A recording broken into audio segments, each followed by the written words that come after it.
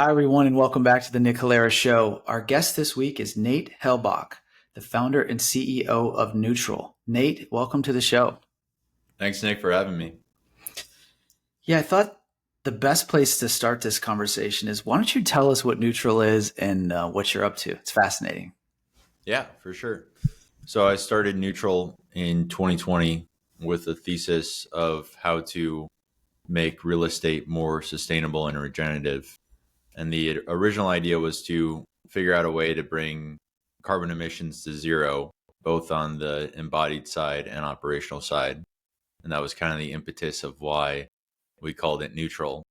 And now we've iterated that thesis and idea to really looking holistically at real estate and urban planning and design and master planning and understanding how to make cities more walkable and more human centric. And so we've done a few projects to date and are now working on this idea of really looking both from a regenerative standpoint of understanding the building through the kind of sustainability lens, but also understanding how does the building interact with the community and the people that actually live in the building. Yeah. I think that last piece is so important because even if you got like a perfectly designed building and whether it was economical or not, like putting that question aside, the residents' behavior can determine like a huge percentage of the outcome when it comes to carbon, right? Like if everyone drove a gas guzzler to and from your property that was 200 miles from the city, even if you did do a great job on the building, you really aren't making a dent in the carbon discussion. Yeah. Yeah. The way we look at carbon is really through two lenses, and I'll nerd out for a second. Sure. One is embodied carbon, and the other is operational carbon. And for embodied carbon, basically what that measures is everything related to construction activities. So anything related to actually building the building, the materials that go into the building, everything that we put into actually building the structure and the things in the structure, that's all embodied carbon. So you can think about it as your faucet, as your sink, as all your cabinets, as we use mass timber for structural elements. And the reason why we use mass timber is because it has a very low embodied carbon impact, unlike steel and concrete, its counterparts. And the reason for that is when you look at trees, obviously trees are ubiquitous and they grow in the forest. But when they grow, they actually sequester carbon. And so they're taking in carbon during their life in the forest. And then once you take that tree down and you put it into a wood product like mass timber, you're in essence creating a carbon sink because that carbon is stored in the wood fiber. And as long as you're not burning that wood fiber to release it back into the atmosphere, you're actually storing it for the life of that wood product. And so the wood product that we're using is called cross laminated timber and glulam, which is kind of in this larger family of mass timber. And it has a very low embodied carbon impact. And so that's on the embodied carbon side. On the operational side, to your point, yeah, if users aren't using the building properly, or maybe outside of the building, they're driving huge gas guzzling cars or doing other negative activities for the environment. But really what we look at is how is the building actually acting and how can we optimize the building so that it has a low operational carbon and operational energy usage. And so for that, what we do is we look at through the lens of an energy model, which basically just looks at how much energy is this building going to use and how can we optimize the design so that we can use less energy.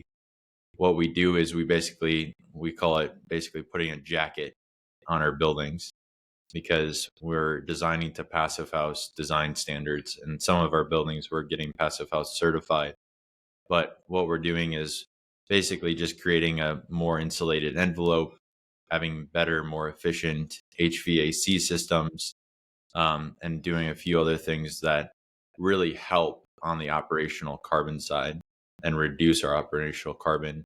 And then obviously some of it is up to the user of actually looking at the thermostat, not going down to maybe 62 degrees at night for your air conditioning instead of going to like 70 degrees. Same thing on the heating side, especially in Wisconsin. And so Those are the things we're looking at on the operational carbon side. But that's kind of the dual approach that we look at carbon from. Okay, nice. Well, let's talk about each of them in turn. Let's start with the embodied carbon. You mentioned the mass timber. Are there other elements where you're looking at, because there's obviously more than just wood that goes into a mid-rise or garden apartment building. So what are the other things you guys are considering? Yeah, how we look at embodied carbon and measure it is through a life cycle assessment, which if you're not familiar with that, it's basically taking the building, taking it all apart and breaking it into all of its constituent elements. And so it's taking the windows off, taking all the walls out, taking all the drywall out, taking all the flooring out, looking at the foundations, every single component in the building we put into this big model called a life cycle assessment, commonly referred to as an LCA. And what we do then is we say, okay, what components of the building can we remove and replace with better materials? So obviously your biggest component is your structure. Like in any building, structure is your biggest component. So that's why there's a kind of big focus on mass timber, because that's the biggest pollutant, singular pollutant in the building. But then we start to look at other things. So we look at almost every single material that we're putting in the building. We look at what's called an EPD, which is an environmental product declaration. And what that tells us is the exact amount of embodied carbon, but also tells us other things. It tells us like if there's nasty chemicals. It tells us other aspects and components of each product to know that, okay, we're actually going to be sourcing the correct products that have low embodied carbon impact, that have maybe they don't use certain chemicals that we don't want in the building, and hopefully they're sourced local. Some of our products aren't sourced local, but a good amount of them are sourced local in the United States. So that's basically the inception of our LCA, is looking at the building, taking it all apart, getting the EPDs for each component, and then building it into this LCA model. From there, what we try to do for every single project we work on is replace certain elements of the building, certain materials, with better materials, with maybe a lower embodied carbon impact, or maybe something that doesn't have all the chemicals in the flooring, for example. And so there's other things we're looking at, and we could go through the whole list. It would just take a very, very long time. But I think one helpful resource that we use that you might want to use and your listeners might want to use is called a red list. And the red list is from the Living Building Challenge. And they basically put together a list of materials that are exponentially harmful for both ourselves and the environment. And we obviously don't use anything on that red list. And so that, I think, is probably the single source of use for us that we go and say, okay, we're not using any of these. And then after we do that minimal step, we then use mass timber for our structure. And then kind of the constant iteration on every single project is always trying to find a better material for every single one of those components that's going in the building. Yeah, for sure. And so, okay, so you're highly dependent in a major way on sort of the supply chain for building materials. And as the world exists today, what's like the best possible scenario in terms of carbon? Like, have you guys done that analysis on your projects? Like, if we looked at all these different components, we did the mass timber, like how much carbon is going to be, burnt up building a building in a best possible scenario? Yeah, I mean, today, as we stand, I think the technology and materials are actually there for us to get to neutral. And I mean, some would say we can have buildings get below neutral. I would argue and say that's probably not the case. I think we can get buildings to be regenerative in the sense that these buildings will actually help our ecosystem by promoting the economy that helps our ecosystem. So, for example, mass timber is a great material because it helps forests, and forests help clean up our ecosystem through biodiversity and watersheds and things like that. And so us buying more wood products promotes forests. And so that inherently is regenerative. So our idea is not necessarily can we get below zero carbon emissions. or can we get below zero and have this building be something that maybe is a quote unquote carbon sink, as many would offer? What we say is, how can we have this building be zero impact and be actually regenerative, where it's supporting these economies and ecosystems that help the world that we live in? And so mass timber is one example, but there's other examples as well. Some terracottas are another great example of really just healthy materials. But really what we're looking at is not necessarily can we get this thing all the way down to a point where this is not harmful at all, and it's something that maybe is even below a zero carbon emissions. Really what we're looking at is more the regenerative side of things. Okay, got it. And on the mass timber front, another question I had is, how does that really work? Like when you buy wood for construction, where does it come from? And is there any risk that let's say there was mass adoption of mass timber technology? Are we talking about like deforestation risk, or is this just like a type of tree that we grow in a farming type way that you can keep planting and it grows fast? Like, what's the story? Yeah, I'll plug my podcast because I had Troy Harris, who's a forester, and he's probably one of the best business foresters I know. But he had like an hour basically to explain this one singular question of Okay. is mass timber bad?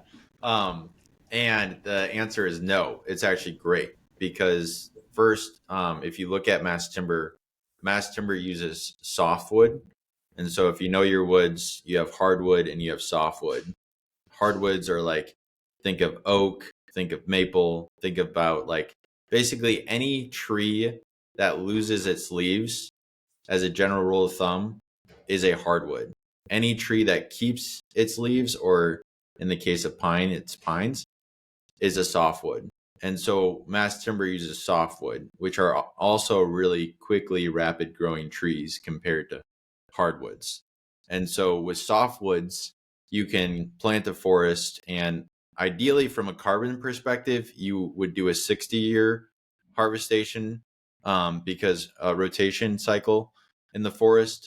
Most plantations do about a 40-year, just because from an economics perspective, 40 years of a softwood tree growing is prime, but 60 years is actually really prime for carbon, because you have another 20 years of the tree taking in an Yep. exponentially greater amount of carbon. Yep. And so getting to now your question about supply chain, from that forest where the tree grows, again, the softwood tree grows. So think about spruce, think about pine, think about these softwood trees. They grow in the forest over a 40 to 60-year life cycle. And then the forester comes in and they take down that tree. Now, one of the big things that we have to be aware of is the sustainable and regenerative way to take down a tree is not through this clear cutting concept or a macro clear cutting. Sometimes clear cutting is done on a very, very micro level and it's sustainable, but macro clear cutting is really, really bad and negative for the environment, because it actually doesn't allow for biodiversity. It harms the environment and the animals that live in that forest.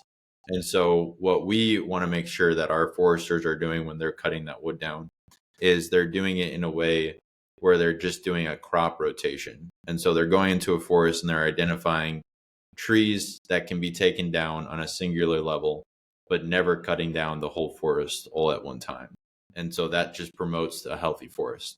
So one of the things we also do to make sure that happens is we use SFI, Sustainable Forest Initiative, or FSC, Forest Stewardship Council. Those are the two certifications that we ensure our foresters follow to make sure they're going about these sustainable practices in the right manner. But that's the start of the supply chain for a mass timber. Then from there, it goes from the forester to a mill. And the mill is actually milling the wood into what you see at Home Depot or Lowe's or any like basically big home department store. And really what it is it's just big 2x8s or 2x10s. So you can think about your kind of traditional 2x10 that you see in your stud wall. And that is then what we use to build these huge mass timber panels. And what we do is when it goes through the mill, they actually grade the different types of wood and those different types of 2x8s. And we only take a certain grade, the higher structural grade, for us to use for the panels. Everything else gets put into single family homes or just kind of more traditional types of construction. But the structural grade 2x8s are the ones that we send off then to the manufacturer. And then the manufacturer takes those 2x8s and they create these really big mass timber CLT panels or glulam beams and columns. And from there, the mass timber manufacturer ships them to our project site and we assemble them, and we assemble them relatively quickly. So in our last project, we had originally anticipated a 35,000 square foot floor plate would take us 7 days to assemble the structure. And by the second floor, the team was doing it in 5 days. So we were able to just grab the panels, grab the columns, grab the beams, place them, go to the next floor. And so we actually saved about 3 weeks of schedule on that project, which was mostly attributed to the mass timber just being a really quick kind of plug and play solution. But yeah, that's kind of the whole supply chain from forest all the way. That's fascinating. And this stuff that you guys are buying is all domestic, like the plantations that you referenced? Or is it international? Yeah, right now we're buying it mostly from Austria and Germany, Okay. and a little bit from Finland and Sweden. We have 3 manufacturers that we partner with, Bindeholz, KLH, and Stora Enso, which are all European manufacturers. The US market has just recently kind of adopted mass timber, primarily because mass timber was only an allowed building material as of 2021. And so the supply chain in the United States is still kind of catching up to the very recent demand of mass timber. And in Europe, they've been building this way since the late 80s, early 90s. And so they just have such a big head start on us from a supply chain perspective. And for us to actually have that supply chain in place in the US, it's not like you can have a mill retool or you can have a mill add on a mass timber manufacturer. These are like completely different facilities that are very complex. And so for us to actually build up the supply chain, I think it's going to take probably 5 to 10 to 15 years for us to get on the same level as the Europeans right now. And it's just mostly because it takes so long for these facilities to be built. I mean, just to give you an example, the facility that we most commonly order from in Europe is 300,000 square feet. And their machinery is multi-million dollars of machinery. So 1, it's not a small land area, and 2, it's not a small investment for a company to make. So there needs to be ample demand in the United States for the material, which is starting to pick up, but we're just not seeing it to, I think, the extent that's needed for those big factories. Yeah, that makes sense. Yeah, and when I was doing some research to get ready for this conversation, I ran across a bunch of articles saying too that not only do we have that sort of supply chain issue, but also the building departments around the country are like, some have moved forward with mass timber and some have not. And so developers who are proposing mass timber in some cases take risks in terms of whether their plans are going to be approved or rejected by jurisdictions. What's your experience been with that? Yeah, I mean, that's so true. When we started going through this process back in 2020 with the city of Madison, the state of Wisconsin was still in the 2015 IBC. So just for a quick probe into the International Building Code, basically how the International Building Code works is that the IBC publishes their code every 4 years. Or I'm sorry, yeah, every 3 years. They usually publish it in advance every 2 years, but it's actually published every 3 years. So right now we're seeing 2024 just get published. The previous edition to that was 2021. The previous edition to that was 2018. And the edition that Wisconsin is still living in is 2015. And so if you can believe that, we're basically 4 editions of the code behind current building standards. And that's not just mass timber. That's like safety protocols that have been advanced since 2015, fire protocols, engineering protocols, like all these different things. In the state of Wisconsin, we're still basically living in 2015 IBC. And so when we went in and we said, hey, could we get approved for mass timber? They said, well, it's not approved in 2015. Now it's approved in 2021 because 2021 edition of the IBC actually introduced a new building code, a brand new building code, which hasn't been done for a long, long time. And it was all focused on mass timber. It's type 4. And so it's explicitly for tall mass timber buildings. And we said, well, we basically pointed to that section of the new code and said, it's in the new code. We just need to adopt the new code. It's not our fault that the state of Wisconsin hasn't adopted the new code. And this is very common for a lot of states because the federal government has placed the adoption of new code upon the state's legislators. And so basically almost every single state is not living in our 2024 IBC. Most of them are living in either 2018, 20, or 2021. 2015 is pretty far behind in the state of Wisconsin, which is for other political reasons, which I won't get into. And so anyways, we went to the city and said, hey, could we get approved during 2021? And they said, sure, but you need a variance to do that. And so we said, okay, fine, we'll go through a variance. And so we went through a variance process and we got it. Now, the interesting thing is that in Milwaukee, which is another big city in Wisconsin, we went to the city and said, hey, we want to build with the mass timber. And we know we might have to go through the variance, but we're okay doing that. And the interesting thing was the city of Milwaukee said, no, you don't have to do that. We really like mass timber as a material. We want you to build with it. And so, and just for context, Madison and Milwaukee are only an hour apart. So one city in jurisdiction was like very, very hesitant, somewhat of a, I would say, nepotism towards it. And the other city was very pro mass timber and a big fan of it. And the reason why Milwaukee was a big fan is because there was another building that had been built right before us in that city that used mass timber, and they had been educated. And one of the things that the fire department really liked about the material is it has a much more predictable burn rate than steel and concrete.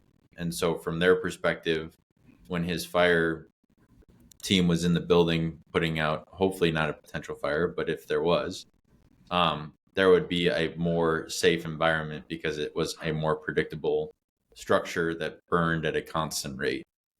And so, yeah, it was, I mean, this is true though, throughout the whole United States. Like I know Chicago has shot it down several times due to the Chicago fire.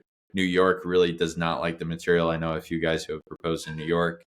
And so, and the West Coast, it's pretty hard right now just because of all the seismic constraints. And there's not enough testing around the seismic constraints for mass timber to go really, really tall with mass timber. So yeah, it's definitely a, I would say, debated topic that is still in the realm of debates. Yeah. And if it, leaving it to the local jurisdictions means it's going to be absolute chaos and it's going to take forever to come to a resolution on the answer. Here in LA, like LA County has 88 cities. And so you can only imagine how they're going to each look at this typology and make their own determination. And developers won't even know what to do. But that's a podcast for another day. Yeah, exactly. Yeah. So let's talk about the operational side, because like I feel like for at least a decade, it's been possible to just make a building that is neutral, if not, darn near close. Is that an accurate assumption?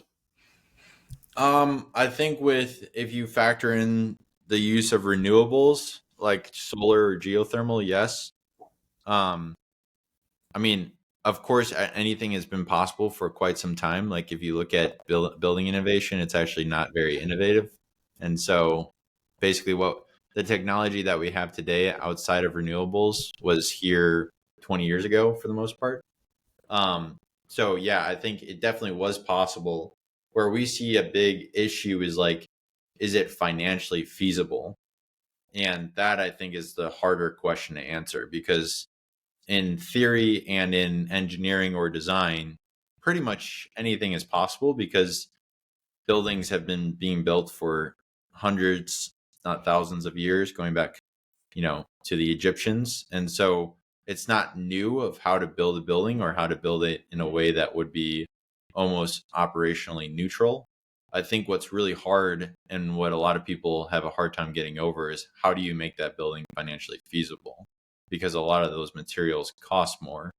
And so that's our like big question, and what we try to really understand and iterate on is how can we make these buildings that are inherently more expensive financially feasible. And what have you found so far, like for the buildings that you guys have completed? Is it financially Yeah. feasible?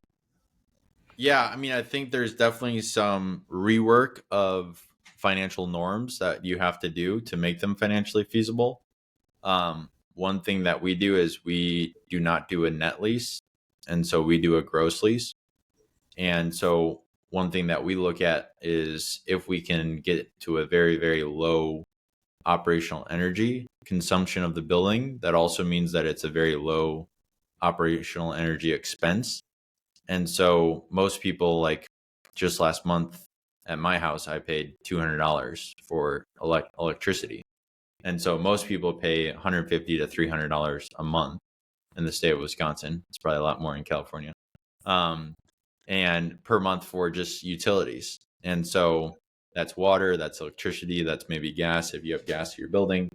And so what we look at is we look at basically the operational expense and say, okay, can we decrease that by all these operational design efficiencies that we're doing? And the answer is yes. And we typically decrease it between 50 and 70%. And so what we're doing is we're basically showing the tenant that, hey, if you go next door, you're going to be paying your base rent plus your utilities of 150, $200 a month. But if you're here at our building, you would only be paying a gross lease of equal to or less than the combined amount of utilities plus base rent at the competing building, and you get a nicer product, and you get better air quality to breathe, and you get better water, and you get all these other additional benefits.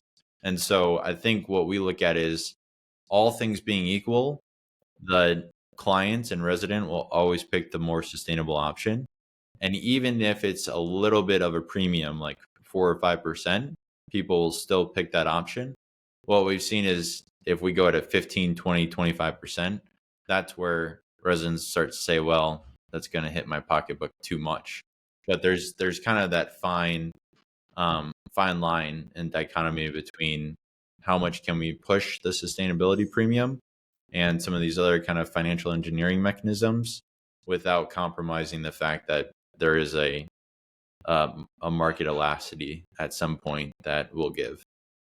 Yeah, that's really interesting data. Like, I had this hypothesis for years that there's definitely demand in America and probably all over the world, definitely Europe, for sort of people are willing to pay a little bit more if they can trust that the product was, some kind of contributor to sustainability. We saw it with the food, right? Like everyone started buying organic and supporting organic and local farms and stuff. And so I feel like it's like a pretty predictable demand, and that data is an interesting threshold on where it is. So your take is it's like something like a 4 or 5% premium before it starts people changing mind, or do you have to get all the way to like 25% before people start changing their mind? I think it depends a lot on the market you're in. I mean, we see even a difference between Madison and Milwaukee. Like Milwaukee's a little bit less, I would say, progressive in its thinking. I mean, it was Yep. an old industrial town for a long, long time. And so there, I think it's probably more 4 or 5%. Here in Madison, it's probably more like 10%. Okay. And people are a little bit more conscious about it. But yeah, I mean, it's something that I think is unique about buildings, which is different about like food, for example, is people are eating food every day, and people who are healthy want to be healthy and eat organic and eat local and also eat like things that aren't full of toxic chemicals. With buildings, I think it's a little different because no one's really done a great job of marketing like the health and the wellness of a building. And you living in a healthy and well building is something that's actually going to be promoting well-being for yourself. And so I think that that's one of the things we're working on a lot, is really this narrative around how actually is a building going to make you more healthy and actually live longer and have longevity.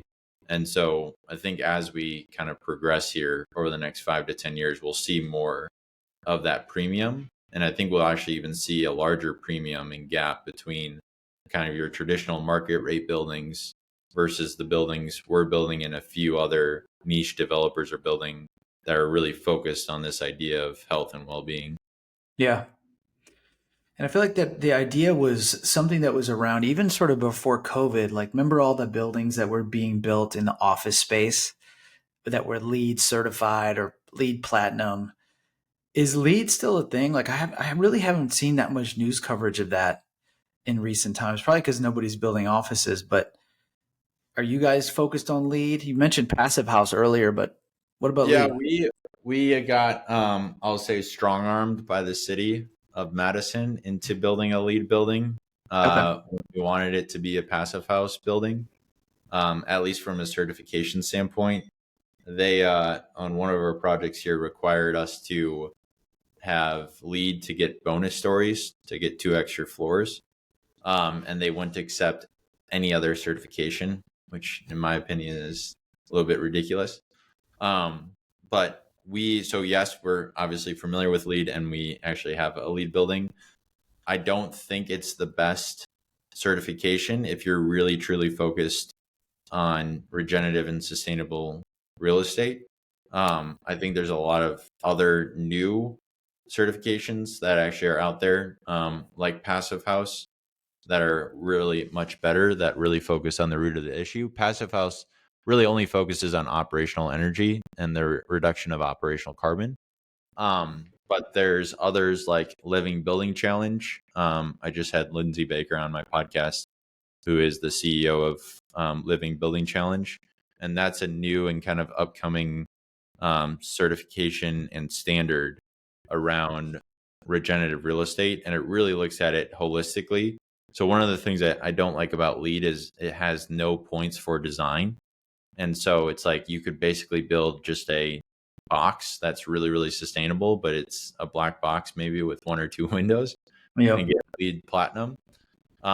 With Living Building Challenge, they're focused on really holistically the building and the design and the kind of more placemaking aspects of real estate development, which I think is really critical and inherent to regenerative real estate. It's not just, hey, how can we make this building the most efficient thing in the world? Yeah, that makes sense. Interesting. Have you tracked this New York City law that it's been on the books for some time, but it basically, my understanding of it, it gave the property owners like a deadline. I think it applies to offices. It might apply to everything, but it gave them like a series of deadlines, like some of which are coming up, like 2025, 2030, to retrofit. Speaking of like operational, to retrofit buildings to make them more carbon friendly. Have you tracked that law at all? I've been tracking it a little bit, but I haven't tracked it enough to probably opine on it. Excuse me. Um, so yeah, I don't think I could opine on it. Sorry. Yeah. Okay. Got it. Yeah, because like when you start like researching carbon emissions and the real estate industry, the real estate is a pretty big contributor, and it's in all phases that we've been talking about in this conversation. It's in the production of housing and buildings and offices, but it's also in the operation. And it also has this huge problem similar to cars, right? Like cars have a massive problem because of the install base. Whatever, there's like 250 million cars alone in America. And so to get rid of all those gas guzzlers and replace them is actually not a trivial manner. And real estate has the same problem, right? We got these buildings, like a city like New York has been built up over hundreds of years now. And many of the buildings are not carbon friendly at all in their design. Yeah. Um, yeah, it seems like real estate. has a retrofit problem too. Have you guys thought about getting into that in terms of like your investment strategy, or is it just too hard to make sense of the economics? Yeah, no, I mean, we really haven't. That's one of the reasons why I haven't really tracked this New York policy, is because it's really not our cup of tea, I'll say. I definitely think it's something someone needs to focus on. Um, but I think one of the issues with real estate is that we've had too many generalists in real estate development that really just develop for, I mean, most of them, to be honest, are just looking for what's the most profitable proposition.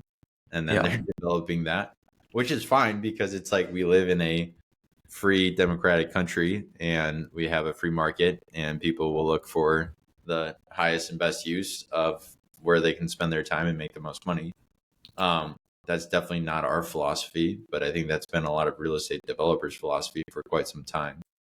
But to your point, if you look at kind of this carbon pie, and we actually are just going to publish a blog post about this, so it's top of mind for me. We have right now, real estate is contributing to 39% of overall global emissions, and 27% of that is coming from basically what we would call operational carbon. So those are all the operational emissions. And then 13% is coming from the actual embodied carbon side. And so that's from the construction side.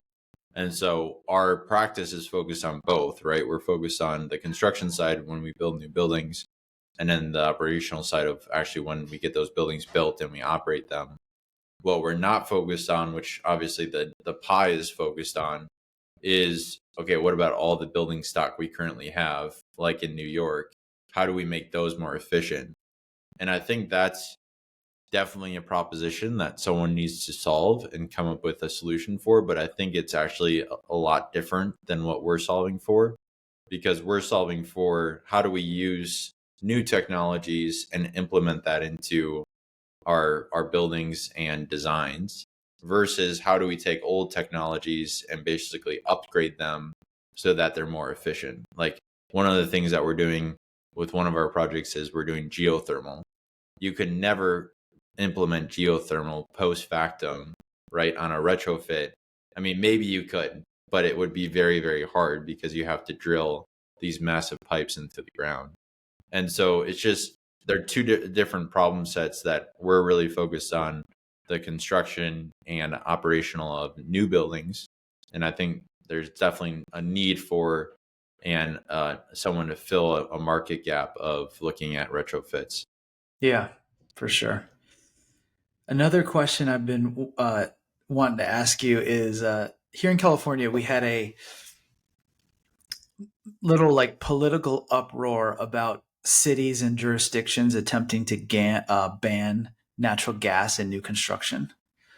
What's your take on that? Oh man, that's like a big sensitive topic right now, even with Yeah. our firm. There's like a few of my colleagues that I would say I disagree with on this topic. Yep. Um, and I think the general sentiment is we should go all electric, which I think the premise of that needs to actually shift, because the question shouldn't be, should we go all electric or should we go all gas? Like the question should be, what is the most sustainable with the current energy source that we have? Yep. What is the most sustainable energy usage for buildings with that energy source? So if you look at where is the energy source actually coming from, here in Wisconsin, most of our energy is coming from coal manufacturing. So coal energy plants are producing a lot of our energy, and then the buildings obviously are using that if they're using electric. Which, if you look at it, coal versus natural gas is definitely less of a pollution Yeah. source than coal, especially coal energy producing facilities. And so if you change the premise of the question to say, what's the most sustainable with the current energy usage? It's definitely gas. Like the facts are the facts. Now, if you say in the future, which that's a big question, right? Because it's like, well, how far in the future? But if you say in the future, we will have sustainable energy and we'll have sustainable energy production with renewables, maybe solar is one of them. I'm a big fan of nuclear, but let's just say it's solar. We had a full grid that was all functioning by solar. Then yes, that's probably, depending on the solar panel life cycle assessment, that's probably more sustainable. So then, yes, we should use electric for our buildings and we should go all electric. But the problem is, and I think the big problem with our industry right now is it assumes that we have a very clean grid that has clean energy production, but it really is just turning its back to the fact that we don't, and that a lot of our energy production is not clean. And if we want to use all electric, that would be great, but we need then to promote and lobby for more sustainable energy sources.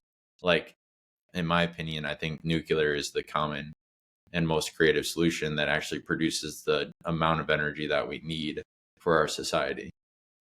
Yeah, I agree with you. This is an area that I find incredibly frustrating because the answer to me is so obvious.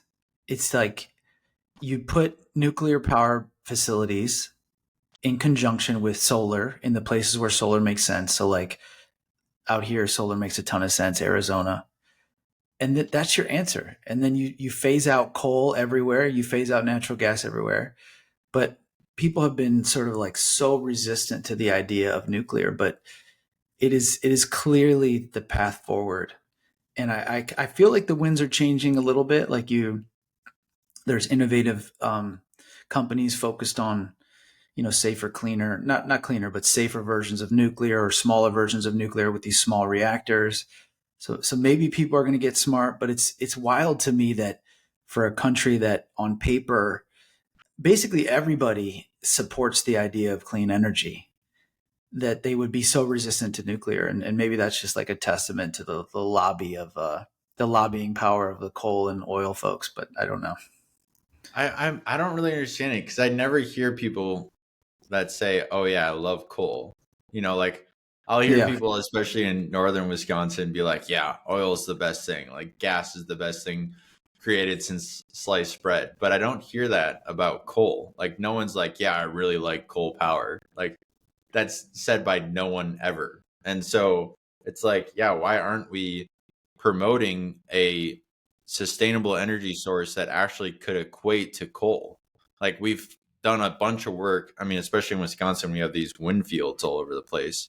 And it's like they're so stupid because one, the amount of energy that they're actually producing is minimal, and they're actually harming our ecosystem. Like they're harming the birds, they're harming the environment that we're putting them in, and they also don't last that long. Like most of these windmills will have to be replaced every 20 to 50 years.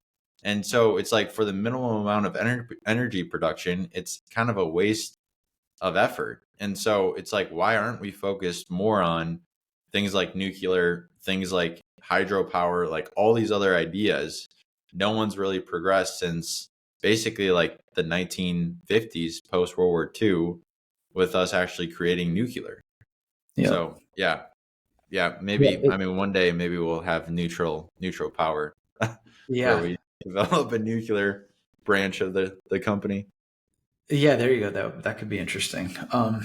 It's just it's another. There's many things like that actually in the American political scheme, environment rather, where that it's just so obvious what the right answer is, and yet we don't do it. That's just one of many, unfortunately. I want to ask you, you're unique as an entrepreneur, and your company's unique in our industry, in particular in real estate. You mentioned it a little bit a while ago, in that you're willing to pursue this mission, maybe to the detriment of, the maximum financial return that you get. And I wanted to understand, where did that come from for you? I know you had maybe a different upbringing than most kids, but how did you get so mission driven? Yeah. It's really just like more faith based for me. I think that God has called us to be stewards of the earth that He's given us. And a part of that stewardship means that we need to come up with more creative solutions that are really regenerative instead of degenerative. And I think a lot of what we're doing in real estate, especially, but I mean, we were just talking about power. Power is another big one. I think transportation, we will fix transportation once we fix power. I mean, Tesla's already working on it, but Tesla's the same issue as electric buildings. It's if we don't have a clean grid, really electric cars don't make any sense. And so, but yeah, really the source and the intrinsic motivation comes from more of a faith position of really having this calling that I think is something biblical that says we should be stewards of the earth and really take care of it. And so I don't think doing some of these efforts that are degenerative are being stewards of what God has given us. I love that. And is that something that like you knew when you were coming into your business career, like you knew you were going to be doing something mission, or how did it manifest for you? No, honestly, like I came in wanting to be more like private equity focused and really just focused on how can we optimize our dollar and make money in business. And so when I started working in real estate, I found that I really actually enjoy building buildings and doing things that it's not just, taking someone's money and turning into $2. You're actually being able to take a plot of land and take your idea and build a building on that plot of land, or take an old building and tear it down and put up a new building. And so that then led me into this idea of really looking holistically at like, what is actually the issue of our environment right now? And what is the issue really at large of like the United States? And so from there, or really just based on my faith-based position, was like, okay, from that position of what is the issue of the United States and real estate, it's really, if you look at it, this idea that we're basically going to be able to use all of our resources endlessly, and that resources are not finite, but inherently resources are finite and we won't be able to use them endlessly. And so it was like, okay, the issue and the premise of the issue is that we don't have finite or infinite resources, and we have finite resources. And we are called to be stewards of those finite resources and figure out better ways to actually, in my case, build buildings. But really, we need to look at it holistically of how do we produce energy? How do we transport back and forth? How do we produce our food? All these different issues. And I was like, well, I'm already in real estate and I really like building buildings. And so I'll tackle the real estate issue. But I do think that there needs to be more discussion and implementation around how do we solve our food issue, our transportation issue, our energy issue, and then we can maybe then focus on other things. Yeah, absolutely. And what's so inspiring, I think, about this story too, is you mentioned earlier, like your customers are already are on board with the mission too. Obviously, they're paying a premium or willing to pay a premium, in the markets that you mentioned. But also, it sounds too like the investors are on board too, right? You guys have done a great job raising money from the investment community too, and I feel like that's a good sign. I feel like there's a movement in the world and definitely in America where people are focused on socially conscious business or business with a mission, whatever you want to call it. I really feel like there's a huge movement growing to support it. And your story at Neutral is a testament to that. Yeah, no, we've been really fortunate with the way we've raised capital. Um, Previous to Neutral, I was doing capital raise and development management for another real estate firm. And that's kind of where I learned some of these ideas. But really, we took it to the next level at Neutral of being able to raise from really any type of investor as long as they're accredited. And so it's a very democratized approach to real estate investing. And what we do is we have a team of 4 guys that they go out and they meet with our kind of local community, local investor base, and they pitch our deals, and then our kind of local accredited investors will invest. And so that's one way we do it. Another way we do it is we have the opportunity of people just investing online. So you can kind of just go to our website, and it's more of a, I would say, crowdfunding approach, where people can invest in one singular deal in Madison or Milwaukee, or we're just launching a deal in Fayetteville, Arkansas. Soon we'll be out in San Francisco. We have a few sites out there that we're working on. But really, it's this way of allowing what we want to say is the community to actually invest in their backyard. And so if you look at a lot of real estate development for decades, it's been really the upper echelon of the wealthy. And it's like the wealthy of the wealthy that are able to invest in real estate, because it's actually, if you look at it, one of the best performing assets in the kind of financial assets class for decades. And so what we want to do through the company is allow really just any investor that's accredited to invest in their backyard and invest in maybe the project that's going in right across the street. We actually just the other day have a condo association next to one of our projects, and two of the condo owners invested because they were like, we really like what you're doing. We really like this project. It's going to add value to the neighborhood. It's going to help my home value go up. And so they both invested, which was like an awesome kind of vote of confidence. But those are the success stories that we like to see, because it's like, it's the neighbors and the community investing in their backyard. And instead of being the quote, not in my backyard, they're yes in my backyard, and they're even investing in their backyard. Yeah. And I think that that's such an important part of this, because it has been one way in which our society has been artificially stratified. And in the last decade or so, there have been quite a big movement towards getting, it's still not quite democratized because you have to be accredited, but it's getting better and better, and people are having access, and people are interested in real estate for exactly what you said. It's like they can see it, it's part of their community. And I think there's something that draws people together about that, which has a benefit. I don't know how to quantify it, but it's a benefit to the community in general. Maybe people are going to be more concerned about the neighborhood. There's all kinds of externalities that are positive that come from this. So I'm excited for you and looking forward to see what you all do with Neutral in the future. Thanks. Yeah. We just had actually our fourth project now that we are on. We closed last week, and we were able to raise the whole project in less than 6 weeks. And so Nice. that was a pretty big accomplishment for the firm, for us to be able to raise all the equity we needed for this project in 6 weeks. That's amazing. Very cool. Yeah. Well, we'll have to stay in touch. I appreciate you taking so much time today, and I'm looking forward to spreading the word about Neutral and keeping track of you guys. Yeah. Thanks for having me on, Nick. Great conversation. Thanks, Nate.